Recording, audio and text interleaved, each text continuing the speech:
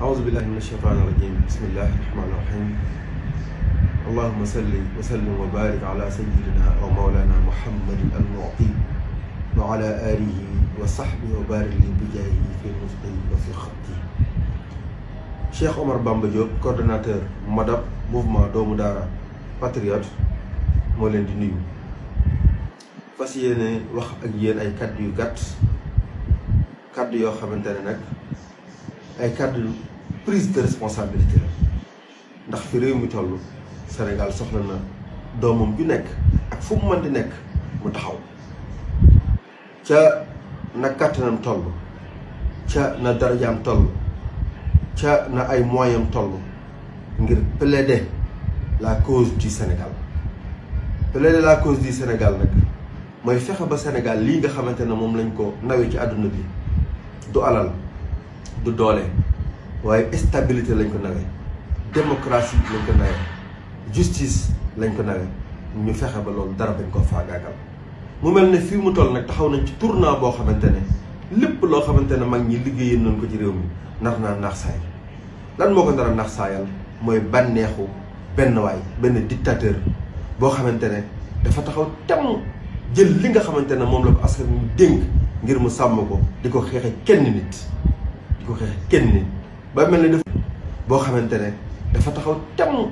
jël li nga xamante ne moom la ko askan wi dénk ngir mu sàmm ko di ko xeexe kenn nit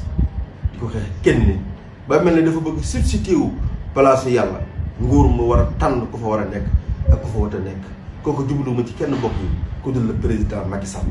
fa maada baada al xaq ila dalal ana lan moo nekk ci ginnaaw dëgg lu dul ay caaxaan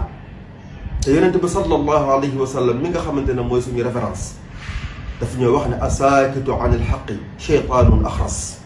bu dëgg taxawee képp koo xamante ne ñi woo ko wax na nga xamante ne cheytaane nga waaye cheytaane su lu nga ñun nag duñ nekk ay cheytaane yu lu duñ nekkit ay mag ñoo xam dañ naan xamoon naa ko waaye waxoon naa ko la ñuy doon ni nga xamante ne ñi doon ci réew mi muy ñi samp daara yi ci réew mi taxawaay yooyu lañ mos a taxawee saa yu Sénégal mos a toll ci tournant bu mel nii. mbokk yi du ma guddal situation bi dinaa ko woyofalal ñi nga xamante ne ñoo xam droit woyofalal ko ñi nga xamante ne ñooy profane yi nga xamante ne ñoo xamul droit. situation bi lii rek la du justice moo ko war a àtte du benn institution moo war a taxaw ngir lenn rek moo xew mooy le président Macky Sall moo jóg ngir faagaagal le président Ousmane Sonko waaye mi ngi muuroo nag mbalaanum justice. loolu su fekkente ne àdduna bépp taxaw nañu seetaan ko Sénégal yëpp taxaw nañu seetaan ko loolu dina réussir. loolu dina réussir su boobaa nag Macky Sall su ko neexee mën naa proclamer wu roi du Sénégal. waaye nag ñun ñëpp suñu àndee taxaw ni ko lii nga bëgg muy caaxaan yii nga namm te nar koo jaarale ci justice Sénégal du am maanaam invoquer suñu droit à la résistance bi nga xamante ne constitution du Sénégal moo ñu ko garantiral dina deltu ginnaaw nekk mu baaxul deltu ginnaaw bi mu tàmbalee caaxaan yi ba léegi. kon mbir yi lenn rek la taxawaay rek la laaj résistance ñun ñëpp ñu ànd défendre le président Ousmane Sonko. maa ngi woo doomu daara yi nag fépp fu mën di nekk maa ngi woo booleem këri diine yi maa ngi woo booleem doomu soxna yi maa ngi woo booleem ñi nga xamante ne ñoo soqi koo ci daara yi moo xam ñi nekk ci daara yi ak ñi jóge ci daara yi ak képp ku bëgg daara ñun ñëpp ñu taxaw nag fas yéene défendre le président Ousmane Sonko ci zahir ak ci baatin ba lu ñu am nag jël ndax dee ak sa ngor moo gën téeméeri junni yoon dund goo xamante ne dañ lay laxas ci mbuumi jaam wasalaamu aleykum wa rahmatullah.